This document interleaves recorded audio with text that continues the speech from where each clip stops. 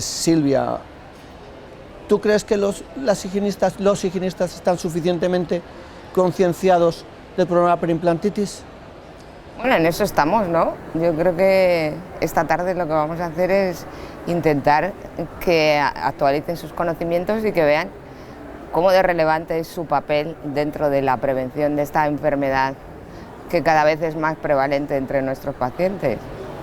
Sí, la verdad es que... ¿No piensas que el papel del higienista va a ser fundamental para evitar que aparezca esta enfermedad?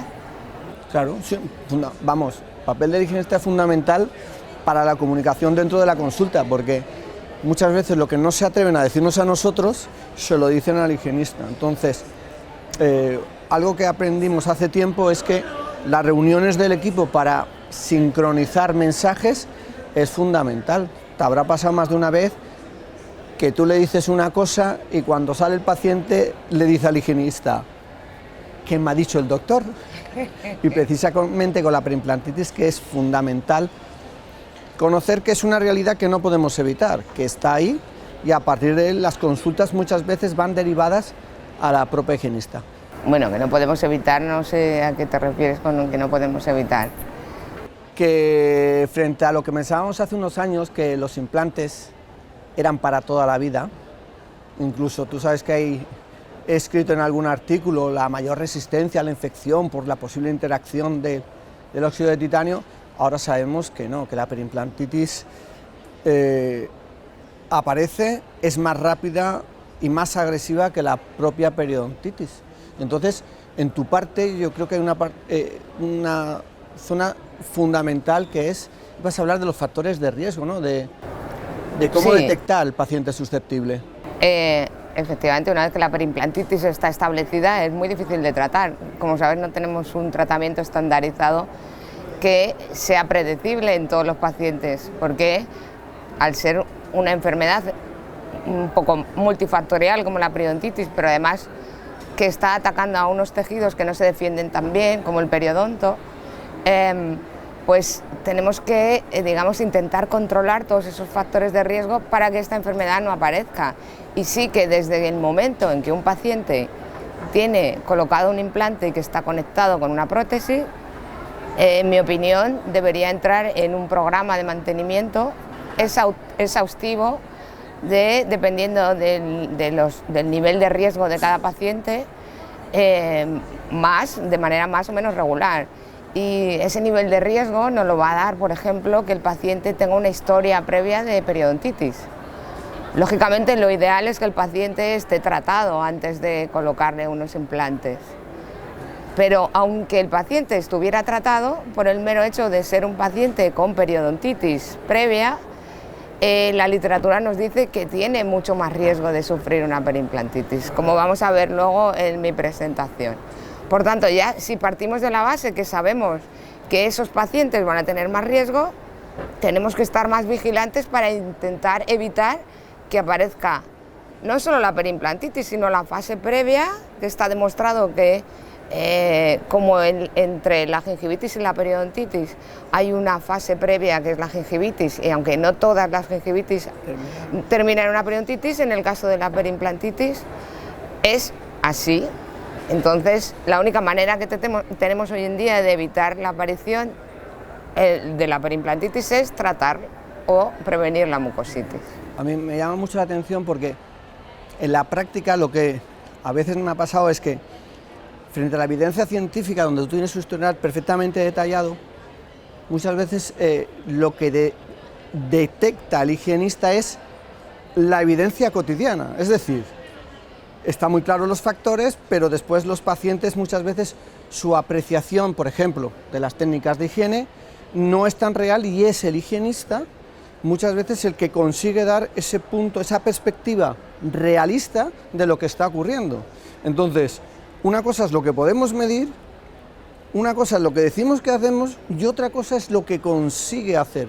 Y yo creo que ahí es donde el contacto más directo que tienen muchas veces los higienistas, esa cercanía, permite detectar esos factores que a veces, yo no sé si te pasará a ti, pero cuando vienen a mantenimiento y saben que le toca revisión con el doctor, limpian más para que el doctor lo vea limpio, con lo cual ocurre efecto Hawthorne. Efectivamente, En los estudios, pero el en efecto la Hawthorne en la clínica. Entonces, yo creo que ahí el papel del higienista tiene la clave, y por eso la importancia de la historia clínica de ir reflejando todas aquellas circunstancias que realmente al final es el peso real de la incidencia de los factores.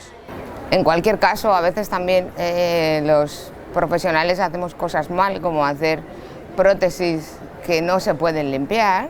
Efectivamente.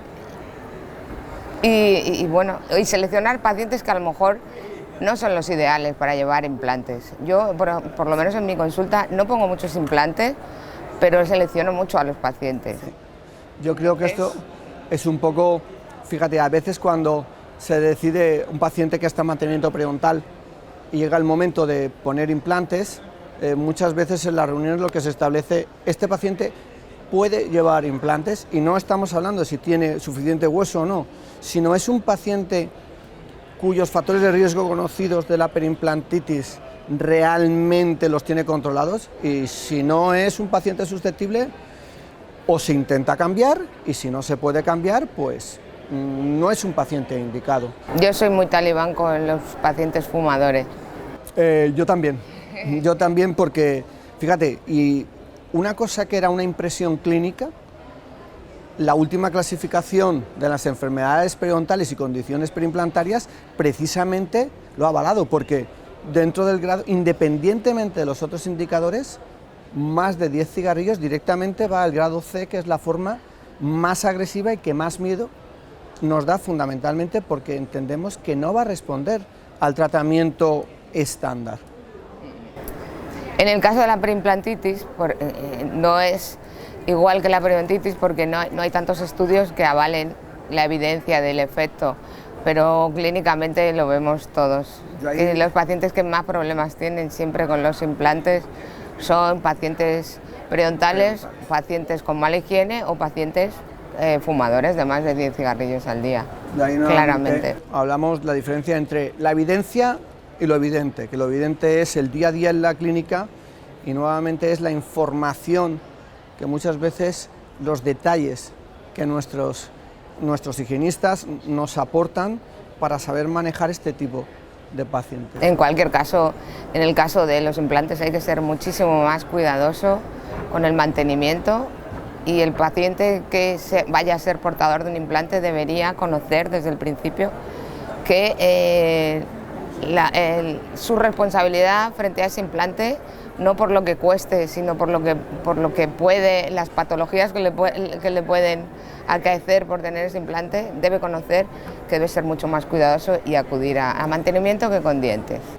La doctora es muy elegante, ha querido citar un artículo de Abrahamson publicado recientemente, donde precisamente mediante una serie de entrevistas se ha determinado que esa es una de las quejas de los pacientes, cómo no se les advirtió previamente de las consecuencias de poner un implante, cómo cuidarlo, y sobre todo que podían tener complicaciones incluso acudiendo a sus citas, porque al final de esto, y la peor complicación es que pierda el implante, y ahí entramos en un problema casi de relaciones humanas, de gestión.